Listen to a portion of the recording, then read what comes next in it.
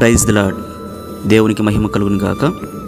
ప్రభునందు ప్రియమైన దేవుని బిడ్డలారా, మీ అందరికీ ప్రభువున వందనాలు తెలియపరుస్తున్నాను. ఈరోజు దేవుని వాగ్దానము, నీ ప్రార్థనలన్నీ యెహోవా సఫలపరచును. కీర్తన గ్రంథము 20వ అధ్యాయము 5వ వచనము.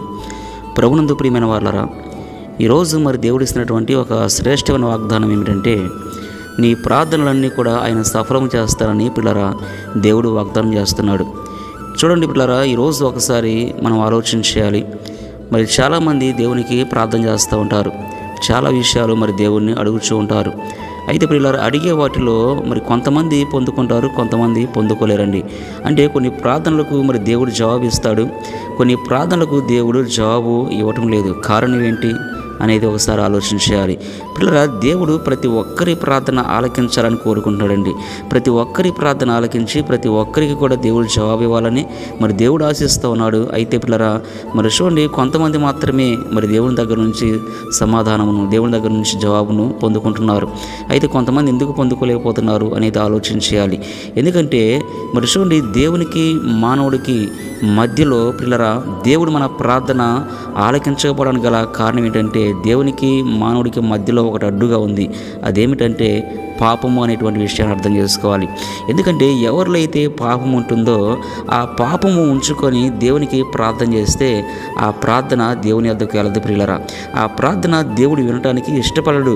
ఎందుకంటే పిల్లరా, నీలో పాపం ఉంచుకొని, మరి నీలో ద్వేషం ఉంచుకొని, నీలో అసూయ ఉంచుకొని మరి దేవునికి నువ్వు ప్రార్థన చేస్తే పిల్లరా, ఆ ప్రార్థన దేవుడు ఆలకించడానికి ఇష్టపడడు ప్రియులరా. అందుకని మనం చేయవలసిన పని ఏమిటంటే, మరి చూడండి, ఒకవేళ నీలో ఏదైనా దేవునికి అయిష్టమైనది ఏదైనా ఉన్నదేమో, దేవునికి మరి అసహ్యమైనటువంటిది, దేవునికి ఇష్టం లేనటువంటి పని కానీ లేకపోతే ఏదన్నా పిల్లరా నీలో ఉంటే, ఒకవేళ ఈరోజు అది తీసివేసుకొని మరి దేవునికి ప్రార్థన చేస్తే ఖచ్చితంగా దేవుడు నీ ప్రార్థన వినటానికి ఇష్టపడుతున్నాడు. అలాగే నీ ప్రార్థనకు దేవుడు జవాబు ఇవ్వాలని ఆశిస్తూ ఉన్నాడు. కనుక ఖచ్చితంగా పిల్లరా దేవుడు మన ప్రార్థన ఆలకిస్తాడండి.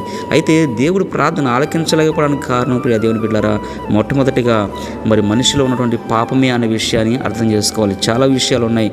అయితే ఈరోజు దేవుడు మనతో మాట్లాడుతున్నటువంటి విషయం ఏంటంటే, నీలో ఏ పాపం ఉందో ఆ పాపము నీకు దేవునికి మాత్రమే తెలుసు. కనుక ఆ పాపమును విడిచిపెట్టేసి తీసివేసేసుకొని మరి పరిశుద్ధత కలిగి, పవిత్రత కలిగి దేవుని సన్నిధిలో మోకరించి నీ అవసరత ఏదో ఉందో అది ఖచ్చితంగా దేవునికి నువ్వు మొరపెడితే, దేవుణ్ణి అడిగితే ఖచ్చితంగా దేవుడు నీ ప్రార్థన ఆలకిస్తాడు. ఖచ్చితంగా నీ ప్రార్థనకు దేవుడు జవాబిస్తాడు. నీ ప్రార్థనలన్నీ కూడా దేవుడు సఫలము చేస్తారని ఈరోజు వాగ్దానం ఇస్తూ ఉండగా పిల్లరా, ఈరోజు ఒకసారి ఆలోచన చేసి దేవుని సన్నిధిలో మోకరించి మరి ప్రార్థన చేస్తావా? ప్రార్థన.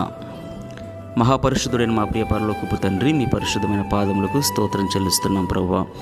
ఈరోజు తండ్రి మీరు ఇచ్చిన వాగ్దానాన్ని బట్టి తండ్రి మీకే స్తోత్రాలయ్యా. ఇదిగో తండ్రి మీరు మాట్లాడుతున్నారు, నీ ప్రార్థనలన్నీ యెహోవా సఫలపరచును అంటున్నావు. అవును తండ్రి, మా ప్రార్థనలు మీరు ఆలకించే దేవుడు, మా ప్రార్థనలనైనా సఫలం చేసే దేవుడు తండ్రి. అయితే అయా ఈరోజు తండ్రి ఎంతమంది అయితే ఈ మాటలు వింటున్నారో ప్రభా, వారి జీవితాల్లో అయా వారు ప్రార్థన చేస్తున్నారు కానీ వారి ప్రార్థనలో సఫలము కావట్లేదు. కారణం ఏంటంటే అయా తండ్రి, వారిలో ఒకవేళ తండ్రి మీకు అయిష్టమైన కార్యాలు ఉంటే, పాపం అనేది ఉంటే దాన్ని తీసివేసుకోవడానికి తండ్రి మీరే సహాయం చేయండి. వారి ప్రార్థనలన్నీ మీరు ఆలకించి జవాబు మీరు అనుగ్రహించమని యేసుక్రీస్తు వారి అతి పరిశుద్ధ నామమున అడిగి వేడుకొనుచున్నాము తండ్రి.